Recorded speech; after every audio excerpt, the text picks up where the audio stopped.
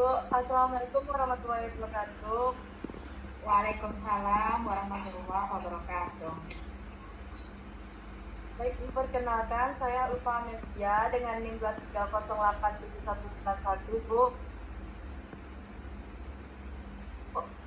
Masih di kelas, Ibu. Oke, Ulfa ya, Ulfa. Oke, Ulfa. Ya. Di sini saya ingin mewawancarai Ibu selaku Ibu sebagai guru BK di SMA 12 Ujung, Bu. Iya. Sebelumnya Ibu sudah berapa lama menjadi guru BK di SMA 12 Ujung, Bu? Ibu menjadi guru BK di SMA Negeri 12 Ujung itu selama 11 tahun. Dalam apa ya, Bu? Waktu Ibu tamat kuliah dulu, insya Allah langsung Ibu melamar ke situ. Baik, Bu, pertanyaan selanjutnya, Bu, bagaimana pelayanan BK di SMA 12 Junjung dan apa saja jenis-jenis layanan BK yang diberikan di SMA 12 Junjung, Bu? Insya Allah di SMA Negeri 12 Junjung itu ketika pertama kali Ibu dulu masuk ke SMA ya, waktu itu sekolahnya kan Ibu Harneti Ramon, dan setelah itu Bu Hasmudus Sentosa, dan sekarang Bu Anita ya. Selama waktu kalau Ibu mengingat dari awal ya, insya Allah kepala sekolah sangat welcome, sangat memberikan ruang yang banyak lah untuk memberikan kesempatan kepada guru BK untuk memberikan layanan terbaik kepada para siswa. Ya, tentu di samping banyaknya jenis-jenis layanan yang diberikan, terutama di sini tentu layanan informasi, walaupun orientasi bagi siswa awal-awal pasti ya, karena itu di sini itu layanan informasi tentu layanan yang memang sangat perlu kita berikan kepada para siswa gitu. Apalagi mengingat sekarang gitu kan, generasi sekarang ataupun remaja-remaja sekarang harus banyak sekali memberikan informasi-informasi yang positif kepada mereka, terutama bagaimana pengenalan terhadap diri mereka seperti itu. Di samping informasi-informasi yang lainnya, di samping itu juga kita tidak lepas dari yang namanya konseling perorangan. Apalagi zaman sekarang ada yang masalah yang ditemukan ataupun yang dihadapi oleh para remaja, memang kadang-kadang memang mereka membutuhkan seseorang yang dipercaya mungkin temannya, orang tuanya, juga kadang-kadang guru BK juga menjadi tempat mereka berbagi kayak gitu. Maka memang konseling perorangan sangat sering dalam usaha itu pastilah insya Allah ada siswa-siswa itu yang berkonseling gitu, baik masalah dia pribadi ataupun masalah dia di rumahnya. Banyak sekali keluarga-keluarga yang hari ini bermasalah, maka bisa berdampak terhadap mereka. Maka mereka banyak yang datang kepada kita untuk menceritakan bagaimana permasalahan mereka dengan keluarga mereka seperti itu. Juga masalah konsultasi-konsultasi lain, baik dengan pribadi mereka ataupun hubungan mereka dengan sekolah, dengan teman-temannya seperti itu. Tapi yang pasti insya Allah sebagai selaku seorang guru BK berupayalah menjadi guru BK yang melayani dengan sungguh-sungguh dan melayani dengan hati.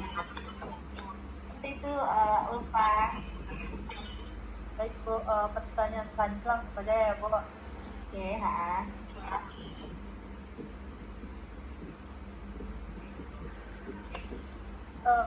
Sejauh mana Ibu melihat peran strategis layanan BK di SMA 12 Ujung, Bu? Ya, sebenarnya layanan BK itu memiliki dampak ataupun yang sangat urgent sebenarnya ya. Kalau memang kita terapkan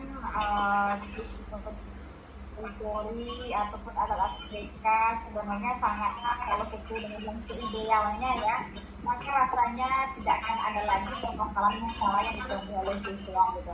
Akan tetapi yang namanya manusia itu memiliki permasalahan yang kompleks. Nah, apa namanya itu tentu akan memiliki keterbatasan kayak gitu. Sebenarnya kalau memang dioptimalkan layanan BK itu memang akan memiliki dampak yang luar biasa bagi siswa-siswa gitu. Karena tuh pas di SMA lah ya, karena memang orientasinya tidak akan lepas dari bagaimana mereka nanti akan mengikuti perkuliahan gitu kan, mereka ingin berlanjut ke jenjang tinggi.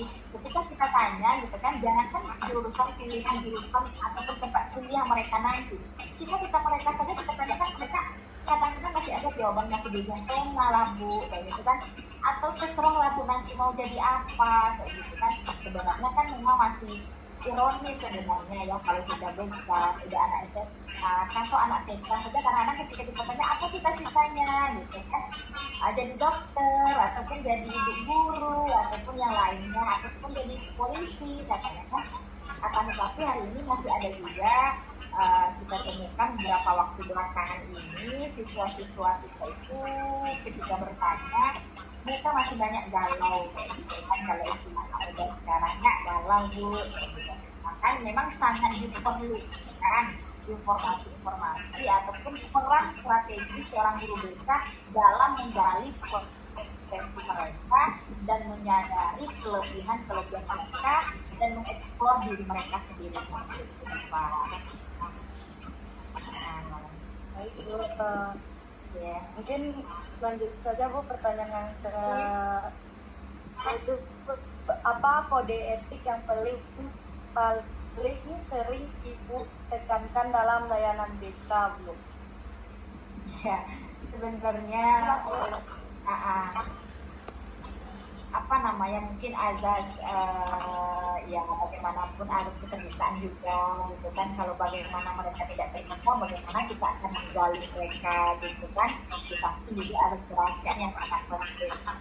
Walaupun di sini gitu kan kita sebenarnya sudah berupaya semaksimal mungkin menjaga kerahasiaan mereka, tapi kadang-kadang yang namanya berita gitu kan sudah tersebar aja di luar, karena sebenarnya dengan kita sesungguhnya yang menyebarkan gitu. Karena tuh kadang-kadang anak-anak itu ketika temanya keluar dari ruang desa, mereka sudah membuat interpretasi sendiri kayak gitu.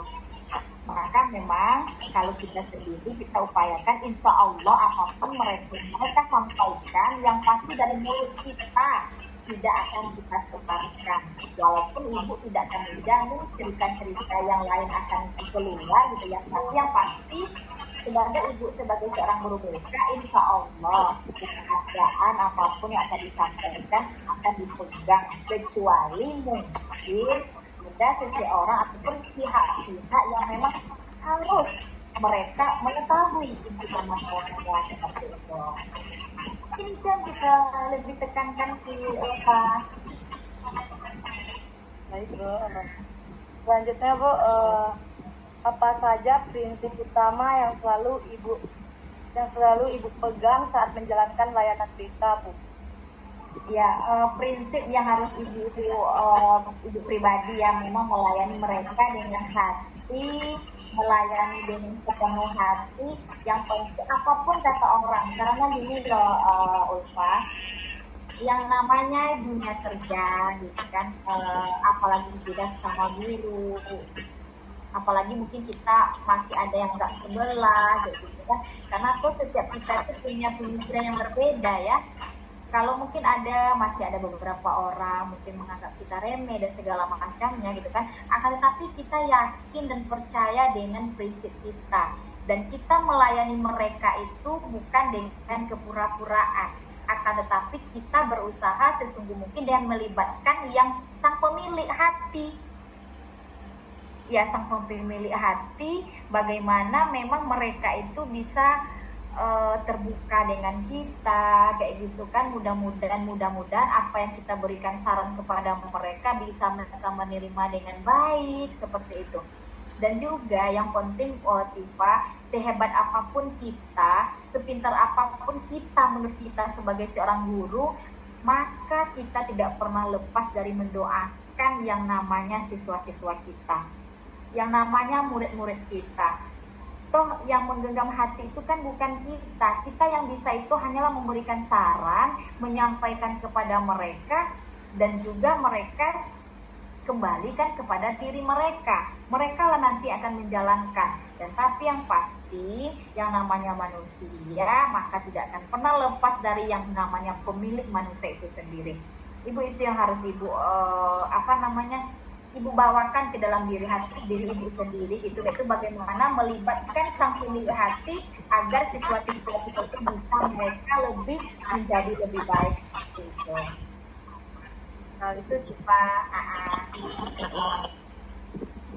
Lupa, Bu. Ayah, Ulfa, maaf ya ibu sekarang seperti itu. Ulfa ya Ulfa. Selanjutnya